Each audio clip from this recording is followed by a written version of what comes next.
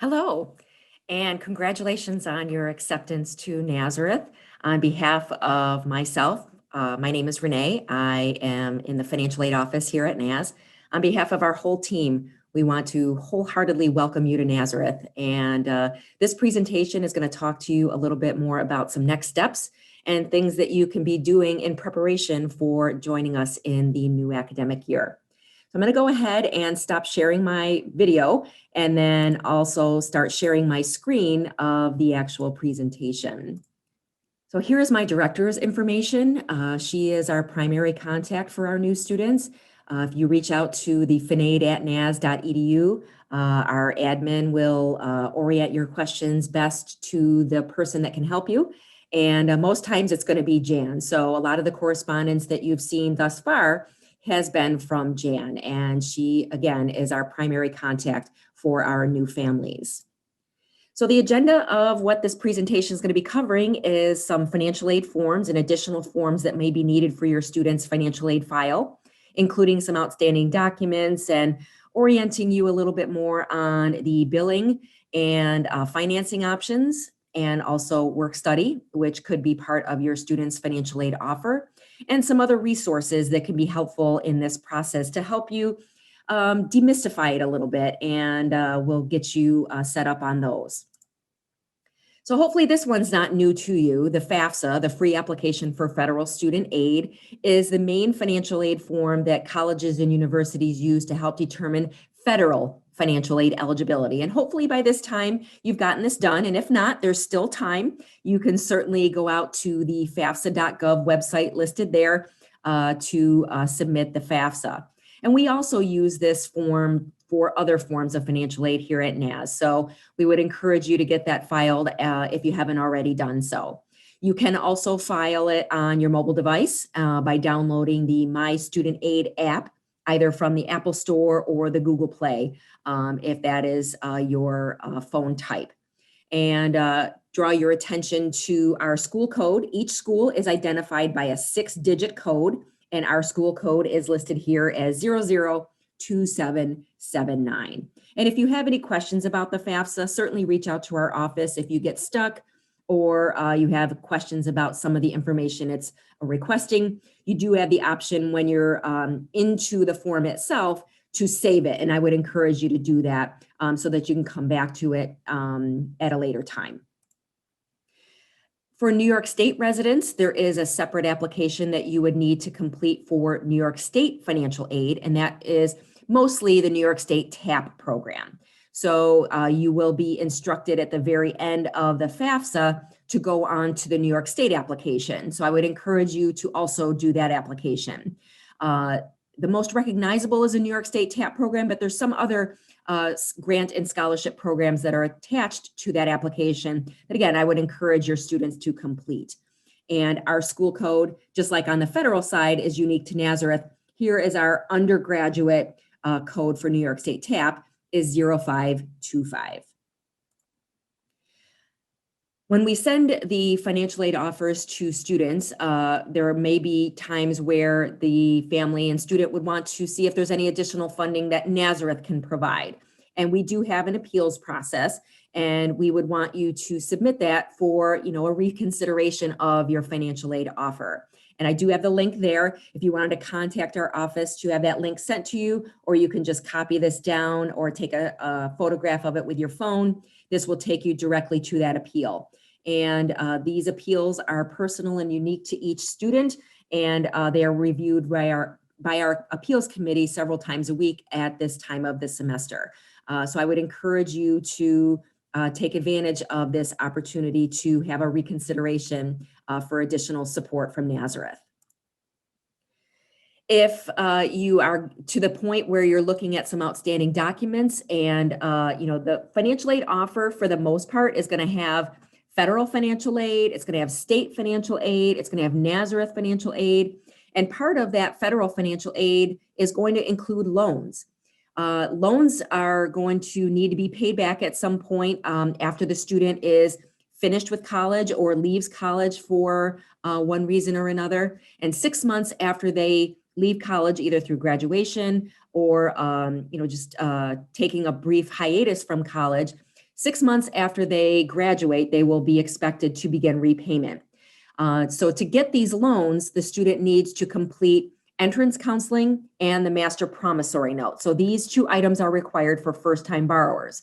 And I will say that if you're not wanting to take advantage of the student loans, you're not obligated to borrow them. You would just need to contact our office to get them removed from the student's offer so then that the billing will be correct. Because if we don't know that you don't want the loans, they will remain part of the student's financial aid offer, and they will act as prepayments on the student's billing side. So if you have any questions about that, certainly reach out to us. So entrance counseling and the promissory notes are required for first-time loan borrowers, and it's only done during that first time. And that promissory note and entrance counseling is good for 10 years.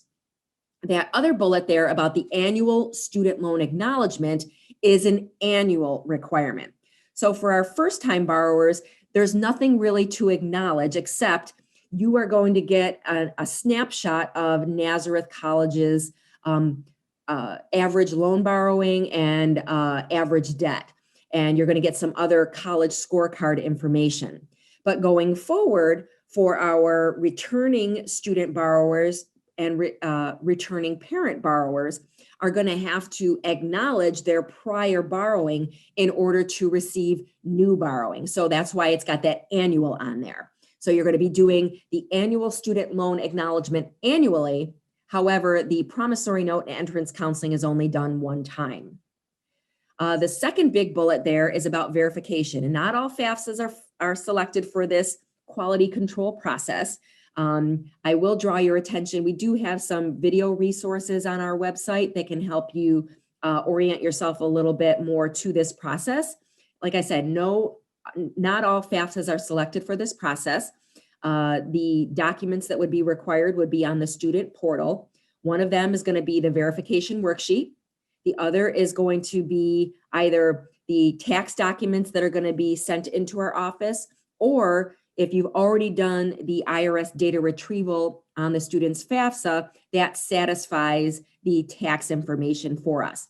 And if you haven't already done the data retrieval, you can do that at any time. Again, that will satisfy the tax information request through the FAFSA.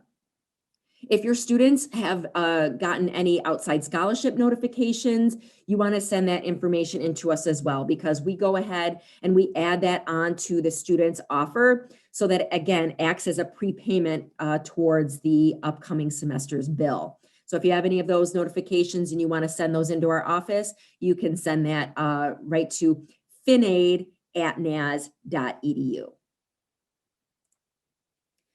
Billing is going to come from a separate office from us, financial aid.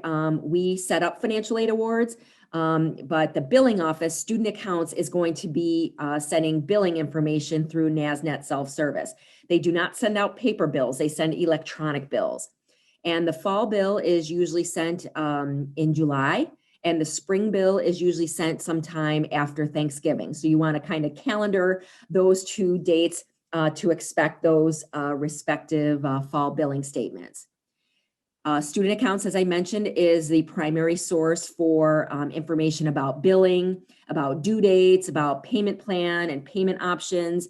And I would draw your attention to adding parents as a proxy to your NazNet self-service, because we want to have these really detailed conversations with your parents with regard to billing and with regard to financial aid. And unless we have a proxy or permission to do that, we won't necessarily be able to have those really helpful, detailed conversations. So I would encourage you to use the search function on our website to type in proxy, and that will give you the step-by-step instructions on how to add your parents as people that we can have these conversations with. So financing options, that was part of the offer packet that was sent home to you as far as what other options are available. So one of the really useful and frequently used options is the parent loan for undergraduate students. This is something that a parent can borrow a loan in their own name to help pay the remaining balance due after the student's financial aid is applied to their bill. And this is something that a parent would apply for every year.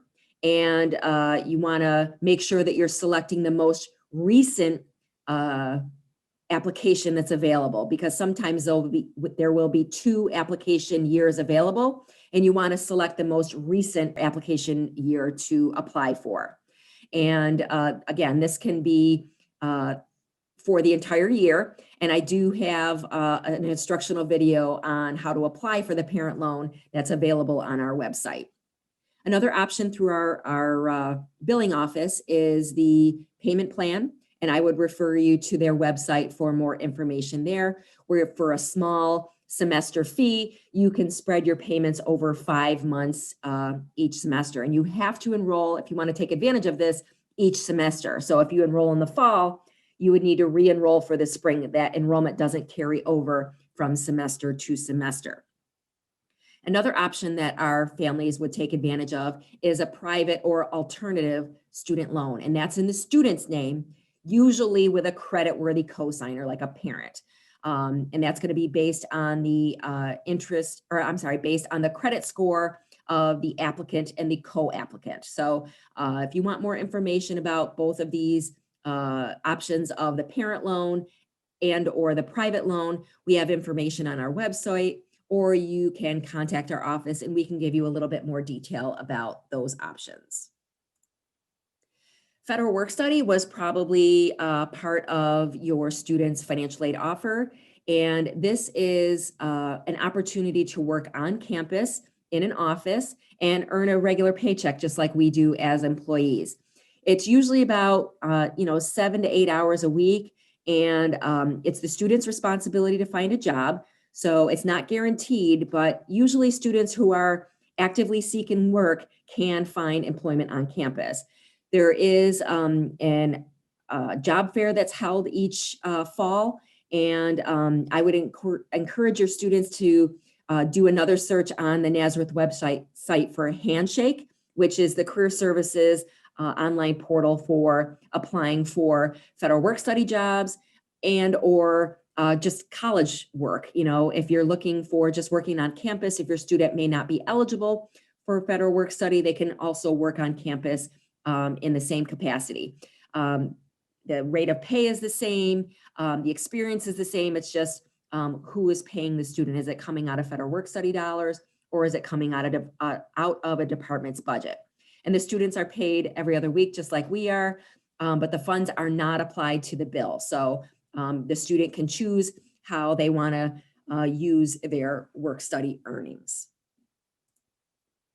So going forward for renewing financial aid, the new FAFSA cycle is available every October 1st. So you want to calendar that item as well. So that's the earliest that a student can renew not only their FAFSA, but also their New York State TAP if they're New York State residents. In the past, students have received, as freshmen, they've received their award notifications very early on in the process. Going forward in sophomore through senior years, they will be notified via email after spring grades are posted. The only exception would be if students are attending summer school. We tend to focus on their financial aid offer setups because their bill is available sooner and due sooner compared to their colleagues who are attending only in the fall, spring. And I want to also bring your attention to the academic standards for federal, state, and Nazareth financial aid. They either have to be met for every semester or every year. So I would encourage you to get oriented to that part of the financial aid office website so that you know what the minimum requirements for those renewals are for either every semester or every year. And here are the web resources that we talked about. Here's just general information on this side. Here is not only studentaid.gov is where a lot of the financial aid process lives, as far as refiling the FAFSA, applying for parent loans, doing the loan documents, that annual student loan acknowledgement that we mentioned earlier, the entrance counseling and promissory notes that we mentioned earlier. So a lot of the process lives here. And these other ones are just general financial aid information from our state organization, our national organization, and some other resources here. So I would encourage you to take maybe a screen grab or a photo of this to look at later. And then scholarship searches, and we want to encourage students to, look at scholarship opportunities. So these are free, reputable search engines that are listed on our website, and I would encourage you to take a look there as well. So this again is Jan's information here as the Director of Financial Aid, as the primary contact for our new students. And I would encourage you again to reach out to her or to our team if you've got any questions along the way. And I thank you for listening. I'm going to unshare that and bring you back to my smiling face. And again, welcome to Nazareth on behalf of the Financial Aid Office.